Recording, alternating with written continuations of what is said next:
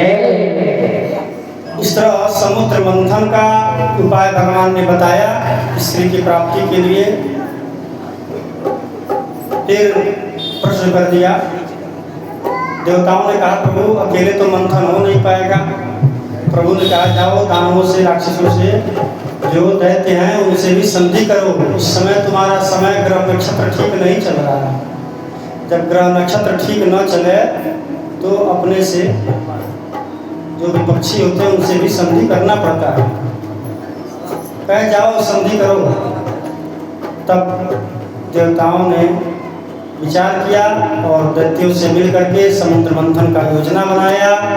भगवान ने पहले बता दिया था कि वासुकी नाग जो हैं उनके आगे मत होना और यह कह देना कि हम देवता हैं इसलिए हम आगे रहेंगे और तुम दानव है तो तुम पूछ के तरफ रहना।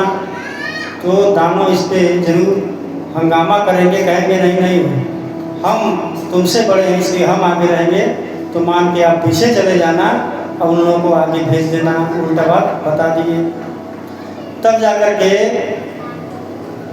हुआ कि मंथन कैसे होगा। तब मंदराचल पर्वत को अजित नामक रूप धारण करके लाए। वासुकी नाग को रस्सी बनाया। वासुकी नाग रस्सी के लिए तैयार हुए। उसके बाद से मंदराचल पर्वत को बिना गणेश जी की स्तुति के ही ला रहे थे लोग। गणेश जी रुष्ट हो गए और वहीं तुरंत मंदराचल पर्वत गिर गया। कईयों के हाथ पे गोविंदाय नमो नमः हो गए। पुनः गणेश जी का स्मरण करके और मंदराचल पर्वत को भगवान ला करके स्थापित किए। कच्छप रूप धारण करके मंदराचल पर्वत को अपने पीठ पे धारण किए और वासुकी नाग को रस्सी बनाया। समुद्र मंथन प्रारंभ हो गया। सबसे पहले जब समुद्र मंथन होना शुरू हुआ तो विष उसमें से निकल गया, हाहाकार मच गया, सब लोग भागने लगे। थोड़े से विष उसमें से गिरा तो नाग, भिक्षु और विषैले जीव जंतु उत्पन्न हो गए। पूरा गिरा हुआ तो पूरा अगर गिरता तो ये सृष्टि समाप्त हो जाती। भक्ते भक्ते गए भूत भगवान भोलेनाथ के पास सब लोग गए। देव देव महादेव भूतात्मा भूत भावनः त्राहिना शरणं पन्नो तिर्यक्कं दहना विषाद। प्रभु बचाइए बचाइए, इस महा विपदा से आप ही बचा सकते हैं। पूछे क्या बात है। समुद्र मंथन में विष पैदा पहले निकल गया, क्या किया जाए। महादेव जी कहे पार्वती जी से कि देखो, कहे कि भाई पति को कोई भी कार्य करना चाहिए पर पत्नी का सलाह जरूर लेना चाहिए। और वो ठहरी महादेवी, बिना उसके कुछ संभव नहीं है। इसके नाते शिव जी पार्वती जी से पूछते हैं देवी मैं क्या करूं। बिना शक्ति के जो शिव जी हैं वो भी कोई काम नहीं कर सकते हैं। शिव इकारांत जुड़ा हुआ है उसमें, तो शिव भी शक्ति का आश्रय लेकर ही कुछ करने में समर्थ हो पाते हैं। इसलिए आज माता पार्वती से पूछते हैं।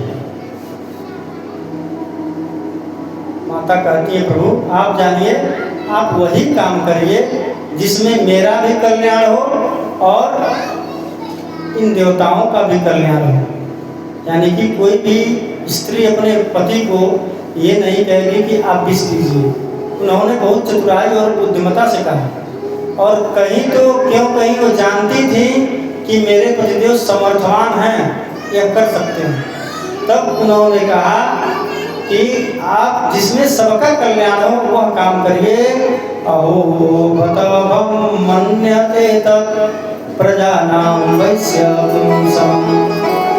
जिसमें सबका कल्याण हो वो करिए। तब शिव जी ने राम नाम का आश्रय लेकर के रा बोल करके मुंह खोला, अम्मा कह करके मुंह को बंद किया, विष पी लिया। और उस विष का इतना तेज था क्योंकि उनके हृदय में भगवान राम का वास था। यदि वह विष अंदर जाता तो राम जी को कष्ट होता, इसलिए कंठ पे ही रोक लिए और उनका जो कंठ था वो नीला पड़ गया, इसलिए उनका नाम एक नीलकंठ भी पड़ गया। दशहरा के दिन नीलकंठ का दर्शन बहुत शुभ माना जाता है और अच्छा माना जाता है। बोले नीलकंठ भगवान की। इस तरह से विष का पान किया।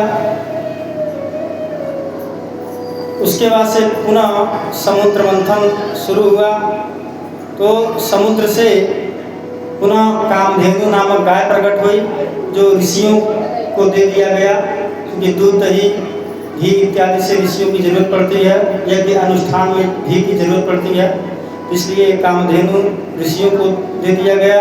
उच्चैश्रवा घोड़ा निकला, जो दैत्यों को दे दिया गया, बलि ले लिए। उसके बाद से ऐरावत नामक हाथी निकली, वो इंद्र ले लिए। उसके बाद से मणि निकला, कौस्तुभ मणि, भगवान विष्णु को दे दिया गया। कल्प वृक्ष निकला, स्वर्ग में चला गया। उसके अप्सराएं प्रकट हुई, इंद्रदेव ले लिए। उसके बाद से साक्षात माँ लक्ष्मी का प्रकट होती हैं। बोले लक्ष्मी मैया की। लक्ष्मी की आवश्यकता सबको होती है। तो अब लक्ष्मी जी जाति कहाँ है, इस शब्द पे हमको थोड़ा ध्यान देकर सुनना चाहिए। लक्ष्मी जी की आवश्यकता तो सबको होती है, लेकिन लक्ष्मी उन्हीं के पास जाती है जो लक्ष्मी को नहीं बुलाना चाहता है। नारायण जब लक्ष्मी जी प्रकट हुई तो सारे ऋषि महर्षि महात्मा अमलात्मा विमलात्मा जो है एक लाइन में लग गए, दैत्य दानव सब लोग एक लाइन में लग गए, लेकिन किसी के पास लक्ष्मी जी नहीं जाती हैं। किनारे प्रभु नारायण खड़े थे। एक बार तो लक्ष्मी जी ने विचार किया कि दुर्वासा के पास गए कि इनके पास तो सब कुछ है, लेकिन एक महात्मा क्रोध बहुत करते हैं, झगड़ा बहुत करते हैं, क्रोध कर देते हैं। इस नाते लक्ष्मी जी उनका भी परित्याग कर दी। क्रोध करने वाले व्यक्ति के पास भी लक्ष्मी जी कभी टिकती है। कहीं गए, क्रोध आया, उठा के मार दिए, पुलिस पे FIR दर्ज, लक्ष्मी जी गए। जब आदमी कमाएगा ये तो लक्ष्मी जी आएंगे कहाँ से? तो लक्ष्मी जी ने बहुत विचार करने के बाद साक्षात भगवान श्री हरि नारायण बगल में खड़े थे, किसी को पसंद नहीं की, उनके गले में जाके वरमाला डाल दी। तब से नारायण भगवान लक्ष्मी नारायण भगवान के रूप में जाने बोले लक्ष्मी नारायण भगवान की। इसलिए यदि लक्ष्मी जी की आवश्यकता आप लोगों को है या किसी को भी है, तो नारायण की भक्ति करने से ही लक्ष्मी जी आएंगी। जिस घर में नारायण का पूजन और भजन होता है, उस घर में लक्ष्मी जी को बुलाना नहीं पड़ता है, लक्ष्मी जी स्वतः ही चली जाती हैं। जहाँ पति रहते हैं वहीं पत्नी भी रहती हैं, इसलिए जहाँ नारायण रहते हैं वहीं लक्ष्मी रहती हैं। तो नारायण को अपने घर में रखिए, लक्ष्मी जी तो अपने आप चली हुई आ जाएंगी। इसके बाद जो है समुद्र मंथन करने पे बारुणी देवी सोमरस जिसको कहते हैं प्रकट हुआ, देवताओं असुरों को दे दिया गया। फिर आयुर्वेद के प्रणेता भगवान धन्वंतरी जय ही कलश में अमृत लेकर के प्रकट हुए। असुरों ने देखा कि ये तो धन्वंतरी भगवान साक्षात अमृत लेकर के प्रकट हुए, माँ झपट्टा लेकर के गोविंदाय नमो नमः। राक्षस जो है वो अमृत का कलश लेकर के भाग गए। जब भाग गए तब देवताओं को बड़ा कष्ट हुआ और श्री हरि का स्मरण किया। भगवान ने मोहिनी रूप धारण किया, मोहिनी अवतार भगवान का वही हुआ। बोलिए मोहिनी भगवान के जय। अब वहाँ देवता झगड़ा कर रहे थे, अहम पूर्वम न तुम त्वमिति प्रभो। पहले मैं पीऊंगा। इतने में छम छम करती मोहिनी भगवान वहाँ तुरंत पहुँची। और जब किसी को अपने लिए विश्वास दिलाना रहता है तो अपने बुराइयों के विषय में उससे बताना शुरू करिए, उस व्यक्ति को तुरंत विश्वास हो जाता है कि लग रहा है ये आदमी सही है, क्योंकि अपना ही और अपने खानदान में बुराई कर रहा है, ये तो लग रहा है सही है।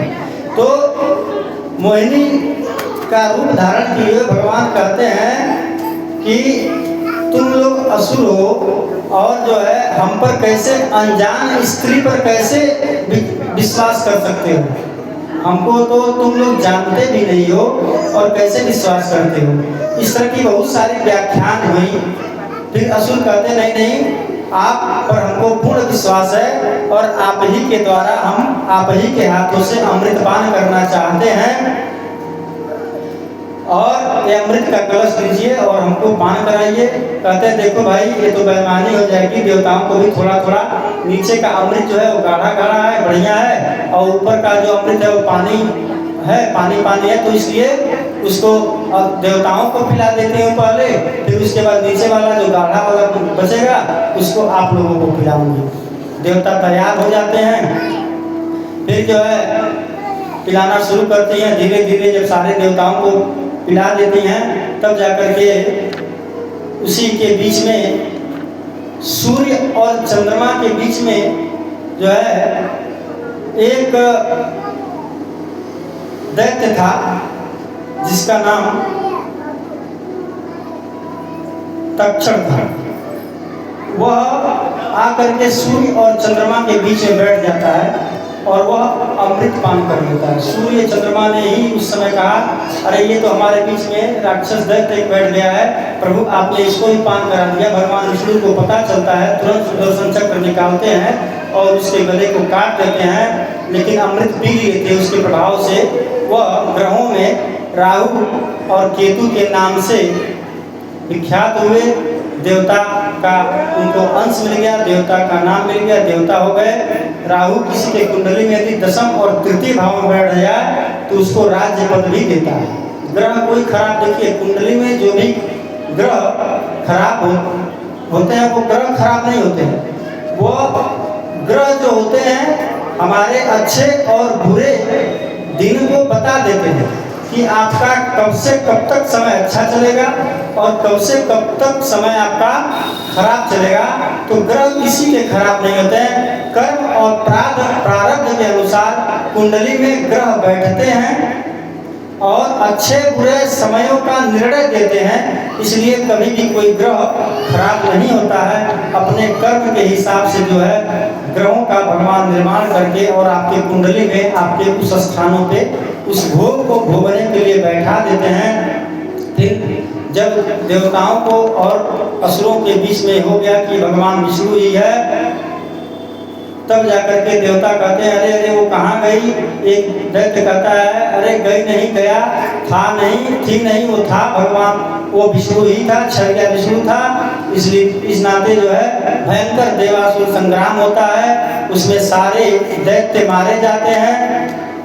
दैत्य जब मार दिए जाते हैं तब जाकर के शुक्राचार्य जी को पता चलता है। जब शुक्राचार्य जी को पता चलता है तब मृत संजीवनी विद्या से सभी दैत्यों को जीवित करते हैं, जिसको महामृत्युंजय मृत संजीवनी इत्यादि मंत्र बोला जाता है।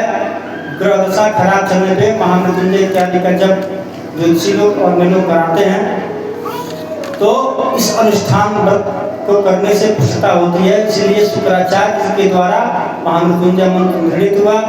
उसके बाद से जो है हुआ कि भाई शुक्राचार्य कहते हैं तुम लोग तो सब लोग चले गए थे, लेकिन हमने तुम लोगों को जीवित किया। अब तुम लोग एक काम करो कि खूब महात्माओं का पूजन अर्चन और ब्राह्मणों की सेवा करो, उन्हीं के तेज से तुमको अब बल मिलेगा। तब यज्ञ अनुष्ठान कराना शुरू करते हैं और सेवा शुरू करते हैं। सेवा धर्म इसीलिए सर्वोत्तम धर्म बताया गया है। जो कुछ नहीं कर पाता है, जिसके पास कुछ नहीं, कम से कम शरीर से सेवा ही कर देता है तो भगवान उस पर संतुष्ट होते हैं, संतजन उस पर संतुष्ट होते हैं। इसलिए सेवा करना प्रारंभ कर दिए और महात्माओं ब्राह्मणों के द्वारा दिव्य रथ का एक यज्ञ के द्वारा प्रकट किया गया। उस रथ पर चढ़कर जो राजा बलि थे वो स्वर्ग पर आक्रमण कर दिए। बृहस्पति ने सावधान किया कि इस समय युद्ध मत करना, नहीं सारे के सारे मारे जाओगे।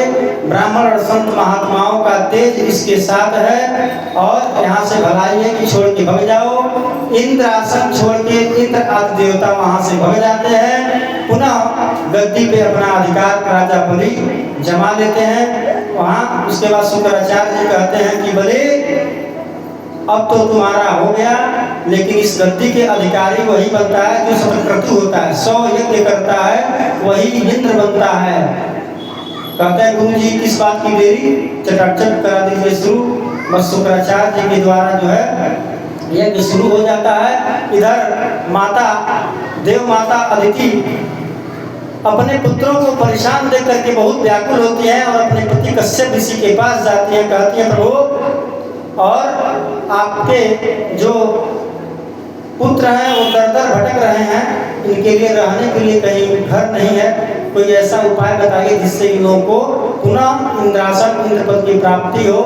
तब जो है कश्यप ऋषि पयोव्रत बताते हैं।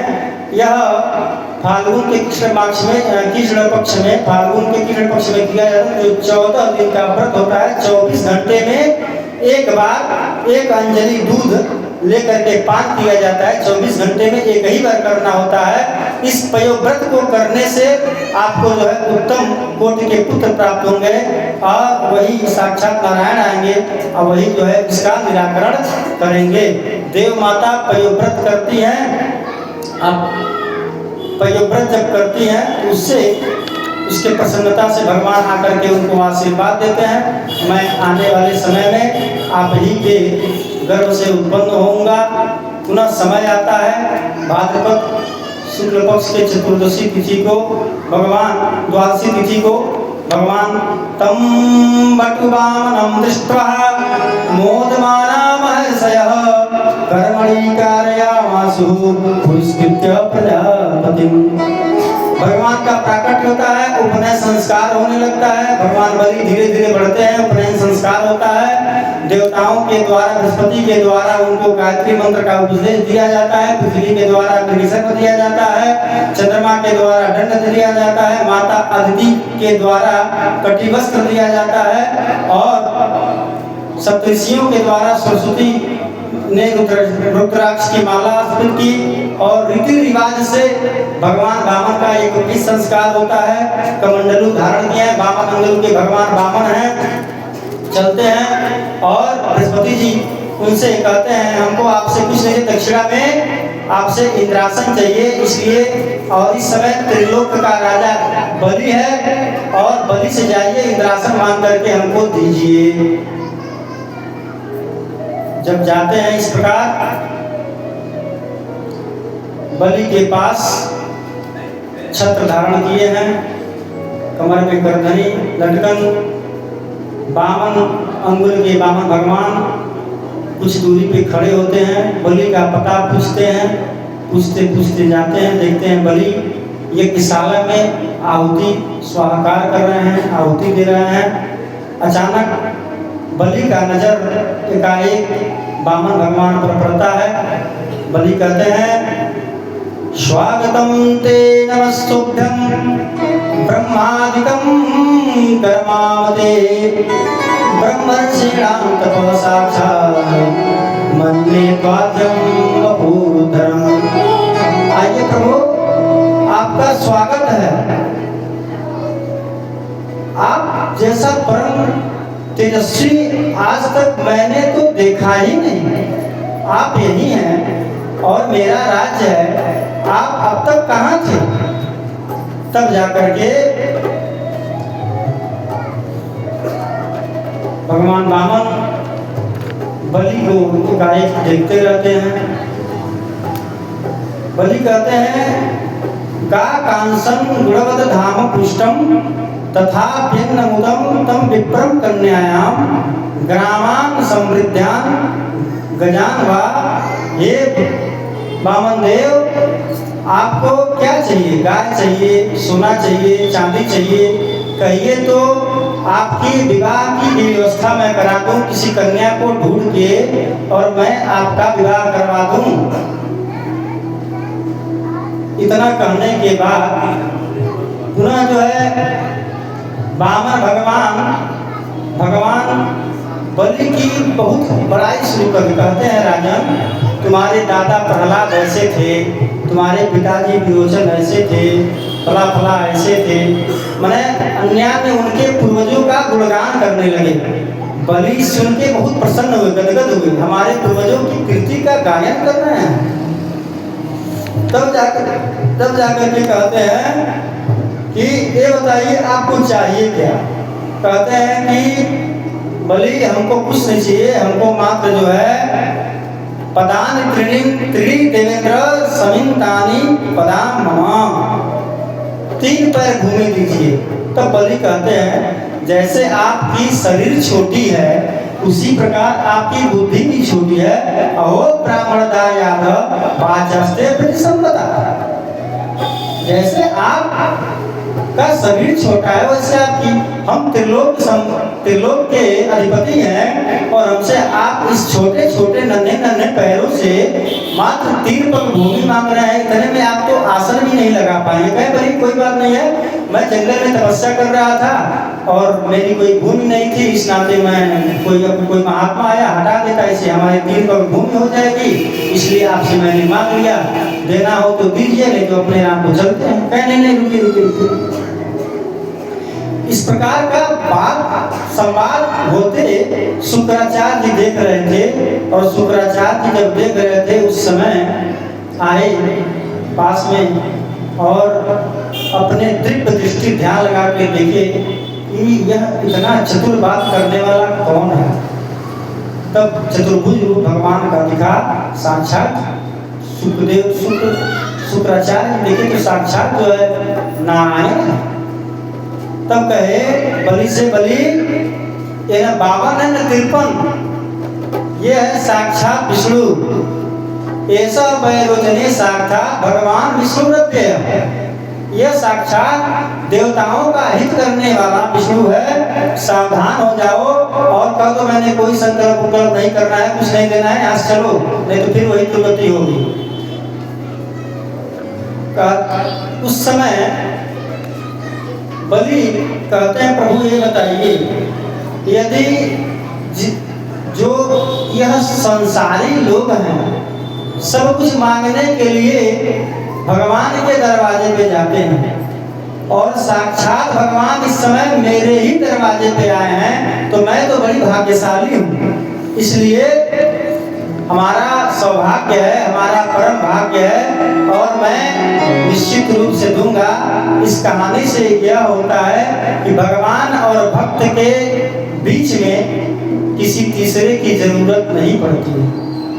यदि समझदार भक्त है और भगवान मिल रहे हैं तो अपना लेना चाहिए। शुक्राचार्य जी कहते हैं बलि कुछ जगह झूठ बोलना नहीं माना जाता है। कहते हैं स्त्री नर विवाहे सब वृत्तर्थे प्राण संकटे गो ब्राह्मणर्थे हिंसायाम नानृतम संजदा पुस्तकम, यानी कि अगर किसी का शादी विवाह हो रहा है वहाँ अगर हम झूठ बोलना पड़े तो झूठ बोलना चाहिए, उसमें कोई दोष नहीं लगता है। हास परिहास में मजाक में थोड़ा मोड़ा झूठ चल सकता है। किसी कन्या की विवाह हो रही है और उसके विवाह के लिए थोड़ा अगर झूठ भी बोलना पड़े तो उसमें झूठ बोला जा सकता है। भली यहाँ तो विवाह लगाने वाले नहीं, विवाह काटने वाले ही बहुत ज्यादा है, हमको लगता है हर जगह। विवाह लगाएंगे कहाँ? विवाह तो आजकल कैंची लेकर के पड़े हर गांव में सुनने को मिलता महाराज कि विवाह कटवा महाराज यहाँ से। तो यहाँ तो विवाह लगाने वाले कम और विवाह काटने वाले ज्यादा है। दूसरा, अपने आजीविका में कोई यदि हम व्यापार कर रहे हैं, हम कोई दुकान पे बैठे हैं, आजीविका कर रहे हैं, अपने परिवार का भरण पोषण करना है, तो उसके लिए अगर हमको झूठ बोलना पड़े तो झूठ बोला जा सकता है, उसमें दोष नहीं लगता है। अपने व्यापार के लिए झूठ बोल सकते हैं, उसमें किसी प्रकार का दोष नहीं लगता है। वृत्ते प्राण संकटे। अगर किसी का प्राण संकट में है, हमारे झूठ बोलने से किसी का प्राण बच जाता है, तो उसमें भी झूठ बोला जा सकता है। अगर कहीं गौ की रक्षा करनी हो, किसी गाय की रक्षा करनी हो, गौ की रक्षा के लिए, संत महात्मा ब्राह्मण की रक्षा के लिए आप झूठ बोल सकते हैं, उसमें कोई दोष नहीं लगता है। तब जाकर के, लेकिन बलि नहीं मानते हैं और कहते हैं कि बामन जी कहते हैं कि ऐसा है कि देना हो तो दीजिए, मैं चलता हूँ, समय हमारे पास इतना नहीं आपके लिए। कहते हैं नहीं प्रभु रुकिए, कहते हैं संकल्प करो। जब ही कमंडलू उठाते हैं संकल्प करने के लिए, देखिए गुरु वही होता है जो शिष्य का तत्क्षण और हर समय उसके हित में सोचे। शुक्राचार्य जी सोच रहे हैं इतने मेहनत से इन लोगों को यहाँ तक हम लाए हैं और तत्क्षण में अभी इन लोगों का सारा धन नष्ट हो जाएगा, इसलिए बचाने के लिए उस नली में जाकर के बैठ जाते हैं। और जिस नली से पानी गिरना था, भगवान सोचते हैं कि भक्त और भगवान के बीच में ये जो है गुरु जी कहाँ से आ गए, लग रहा है जब तक गुरु जी रहेंगे तब तक यह असंकल्प हो नहीं पाएगा। इस नाते दुर्गा उठाते हैं और नली में खोद देते हैं। शुक्राचार्य की आँख गोविंदाय नमो नमः, पुनः जल गिरता है, संकल्प होता है। संकल्प होते ही वामन भगवान विराट स्वरूप ग्रहण करते हैं और ऊपर के पैर से भू भुव स्व मह जन तप सत्यलोक तक जा करके नाप लेते हैं। एक पैर से नीचे 7 लोग, अतल वितल सुतल तलातल महातल पाताल तक एक पैर से नाप लेते हैं। और अब कहते हैं बलि विराट भगवान की, कहते हैं बलि बताओ, एक पैर से मैंने ऊपर नाप लिया, दूसरा पैर से मैं नीचे के सारा लोग नाप लिया, और अब तीसरा पैर मैं कहाँ रखूं? तब बलि कहते हैं प्रभु ये बताइए धन बड़ा होता है कि धनवान? भगवान कहते हैं इस बलि को बांध लो। बलि के सैनिक भी दौड़ते हैं मारने के लिए, बलि रोक देते हैं, कहते हैं इस समय समय अनुकूल नहीं है, चुप रहो, जहाँ बैठे हो बैठे रहो। उसके बाद बलि को बांध लेते हैं। बलि कहते हैं प्रभु आप यह बताइए धन बड़ा होता है कि धनवान बड़ा होता है? वामन भगवान कहते हैं, भगवान विराट भगवान विष्णु कहते हैं कि भले धन से बड़ा धनवान होता है, धन बड़ा नहीं होता है, देने वाला बड़ा होता है। यदि आदमी के पास सब कुछ भरा पड़ा रहे लेकिन जेब से एक फूटी कौड़ी न निकले तो उससे कोई मतलब नहीं है। इसलिए धन से बड़ा धनवान होता है और तुम श्रेष्ठ हो गए प्रभु, धनवान बड़ा होता है। तीसरा पैर मेरे सर पे रख करके हमको भी अनुग्रहित करिए, अपने शरण में लीजिए। तब बलि भगवान क्या करते हैं, बलि के सर पर अपना तीसरा पग रखते हैं और बलि के संकल्प को पूर्ण करते हैं। उस समय उनके पूर्वज प्रहलाद जी भी प्रकट होते हैं, कहते हैं धन्य हो बलि, जिस भगवान ने हम लोगों को, हम परम भागवतों में हैं और भगवान ने हम लोगों को इस तरह का अवसर नहीं दिया।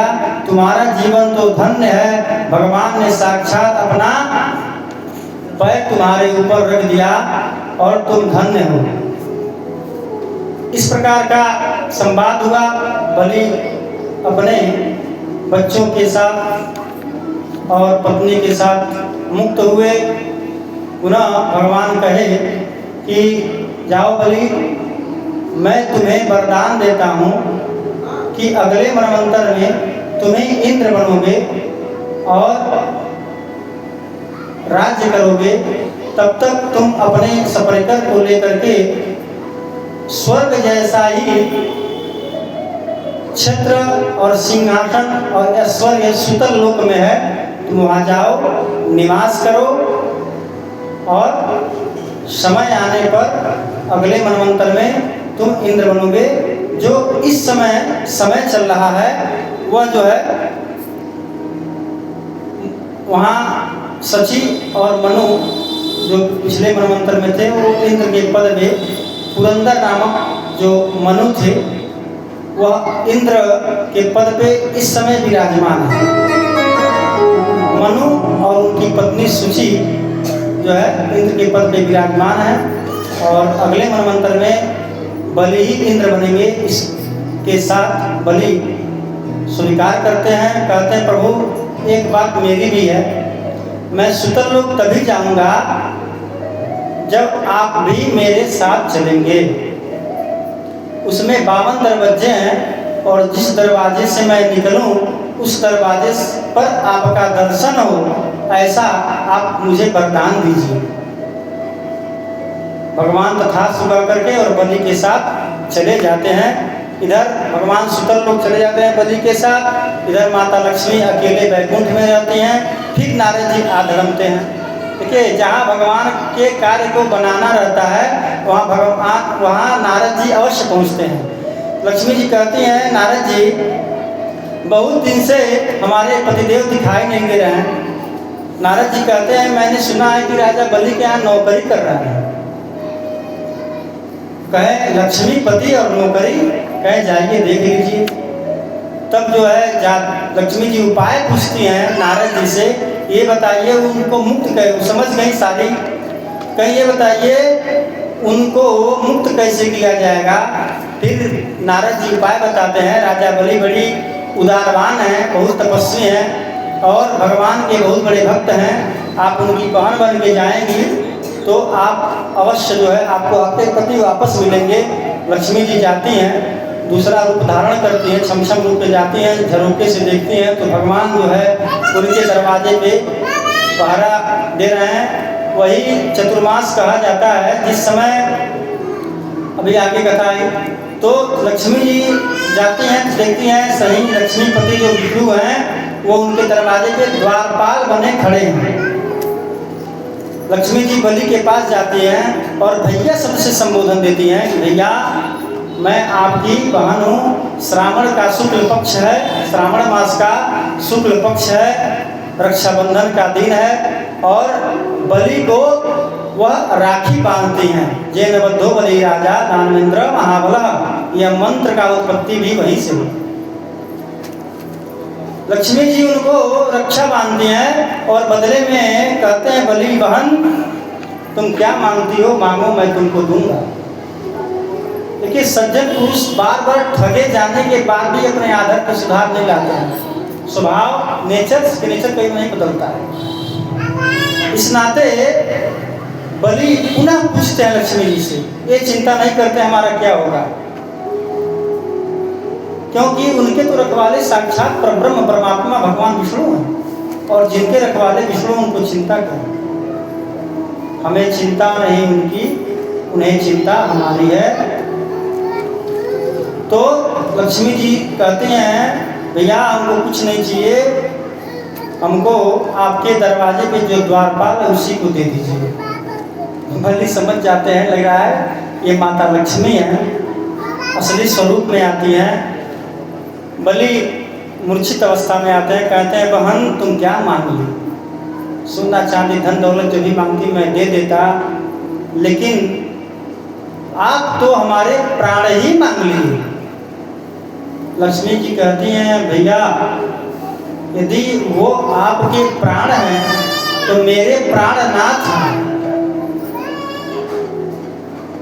भगवान विष्णु आते हैं, कहते हैं ठीक है, 8 महीने हम लक्ष्मी जी के साथ रहेंगे और 4 महीने सुतर लोक में जा करके बलि के पास रहेंगे। वही देव सोवे एकादशी से लेके और देव उठने एकादशी तक सारे काम, सारे शुभ कर्म, सारे संस्कार वर्जित रहते हैं और शादी विवाह इत्यादि वर्जित रहते हैं। यह जून में पड़ता है और जो एकादशी पड़ती है गन्ना ईख वाला, वो देव उठने एकादशी कहा जाता है। उस एकादशी को भगवान विष्णु तुलसी जी के द्वारा, वृंदा के द्वारा विवाह होता है। इसकी बहुत लंबी कथा है, हो सकता है आगे की कथा में मैं सुनाऊंगा।